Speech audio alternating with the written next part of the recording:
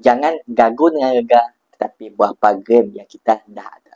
Dulu, beli 1 dinar kedai tu harganya cuma RM500 sekeping. Lepas 10 tahun, harga 1 dinar dah lebih RM2,000 sekeping katanya.